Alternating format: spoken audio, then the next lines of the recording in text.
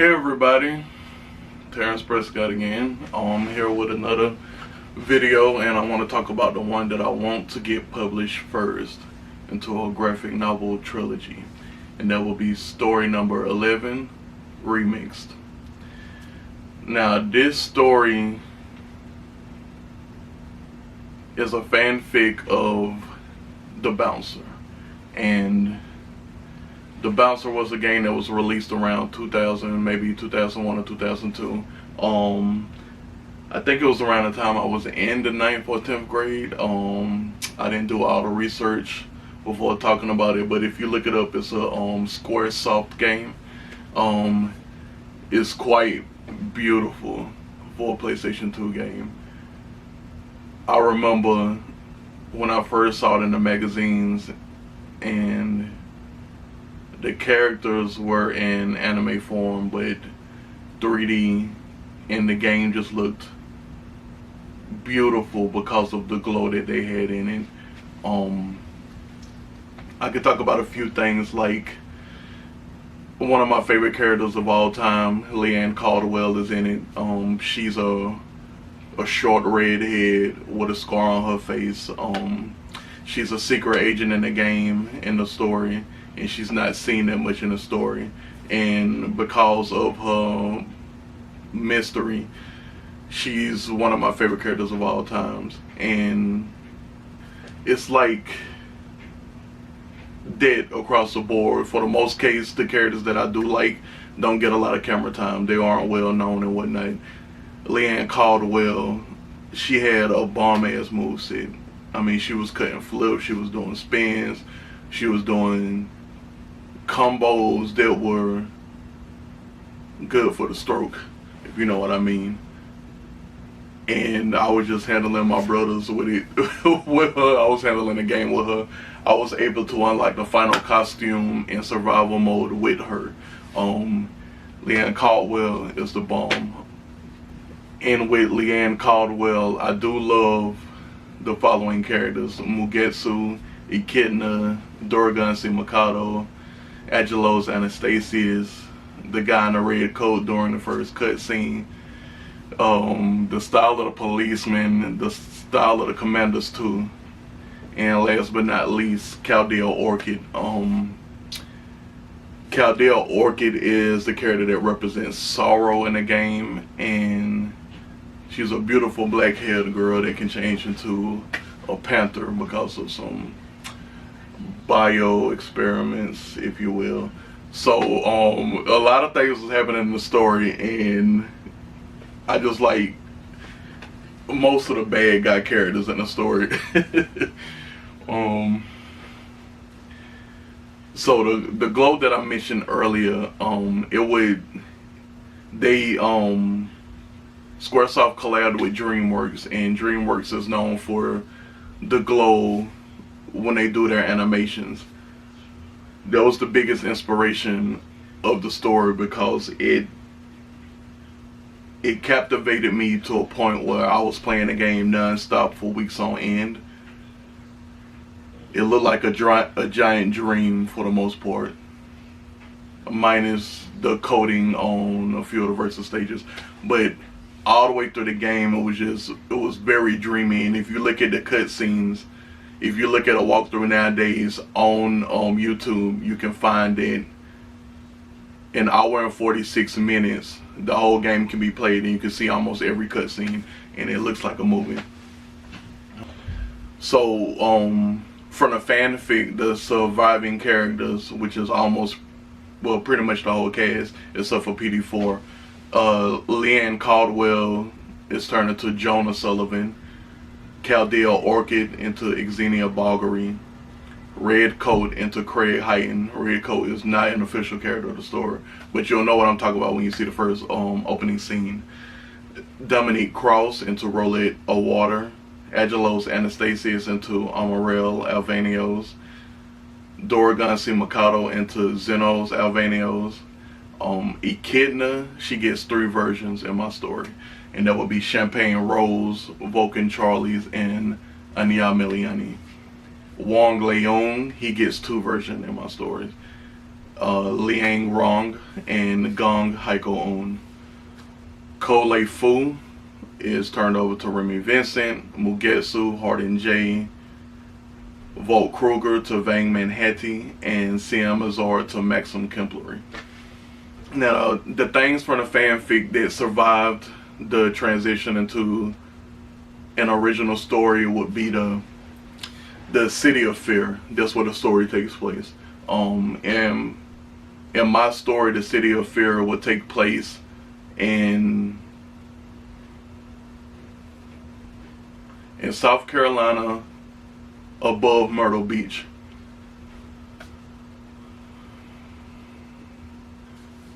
The second element would be Dominique Cross not being an android.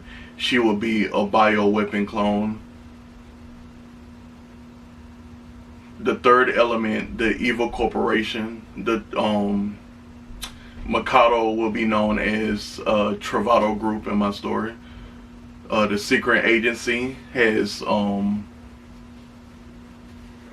Leann Caldwell in it, if I can talk right, will be known as Doves. And Doves is an acronym for two different things, it has two different sides to it.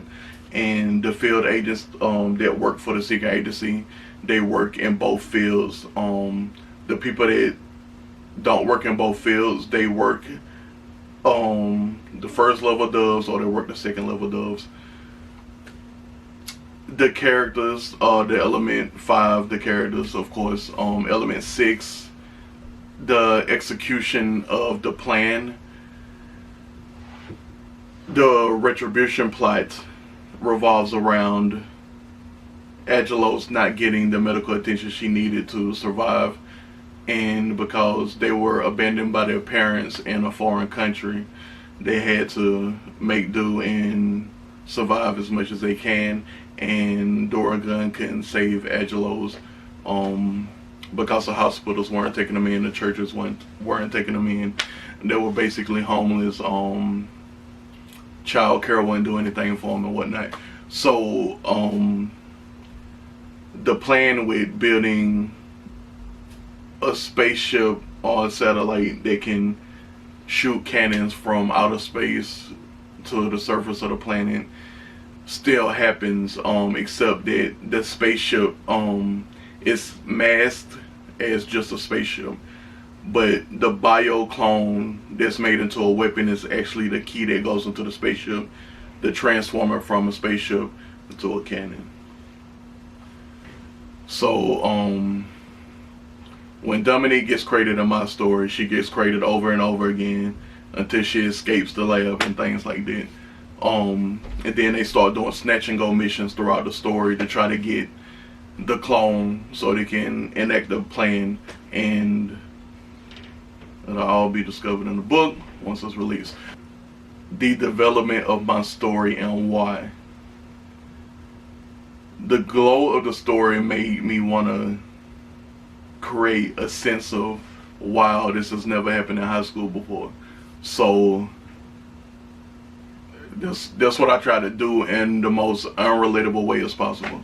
So I wanted the story to be far-fetched and dreamy as possible. So when I originally started developing the fanfic, I started adding more ethnicities to the story than I thought, while creating a new high school situation that has never happened. What could I do that will have people thinking, if this happened to me, I would be glowing? That's when I turned Rolette from a droid to a clone that was living out her best patience in the afterlife, waiting for the clone look-alike to be processed again and again, and that'll be explained in the book. While adding to the doppelganger bullshit by creating twin brother and sister and two sets of twin cousins. I added some characters with names that would be bomb. So it was a lot of in my opinion, there's a lot of great additions to make the story less one note and make it more colorful in a sense. So I added some Cavassier to the recipe, an incredibly pained gymnast, Air Geese, another Squaresoft game, wanted a piece of it too. Some tatted Supremes were inspired, an ultra colorful she-devil, a man that's basically the embodiment of fire, Corey Holcomb ass nigga. So much was added with flair that it became its own entity. So just adding the new characters with what the story what the story essentially was made it into a completely different story than what the bouncer was and what the video game portrayed. So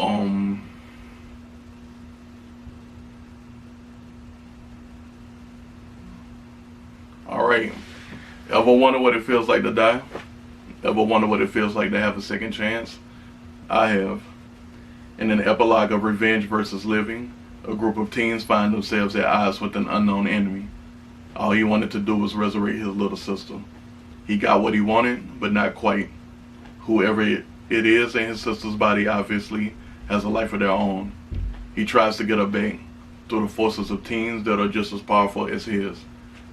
He may hold $1 trillion worldwide business where money can buy you anything, but the girl who he's trying to secure has friends that money can't buy, but money will protect. As the story unfolds, they will move around, skip, reverse at times where everything will sound, feel, taste, and be different. Every decision made adds to the remix. Okay. That's the opening of the story. And hopefully I can get it published someday. And you'll be able to understand why I write the way I write.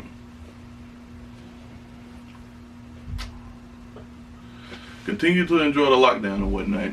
I'm going to be working, trying to bring up some more stories, bring up some more videos. The next videos will be some ideas I've had over the years that have been scrapped, like what I would be like if I were a Pokemon trainer, and a monster tournament that was talked about between me, my husband, and a buddy of mine. We were higher than kites that day, and we were just talking about things because for some odd reason they love to feel like they have the YouTube personality to pull it off. But Ricardo actually has a YouTube channel already, and they said they wanted to just talk shit over a monster tournament. So what I did the next day when I was sober, alright, I done made up this whole roster of monsters from different stories and just told them then, whenever we do get ready to have this monster tournament, we can just do it with these monsters. I'll make up the rules and I'll let y'all two discuss what happens while I be the referee of the monster tournament. Never happened, alright? So I'm doing it myself. I'll let y'all later. Mwah.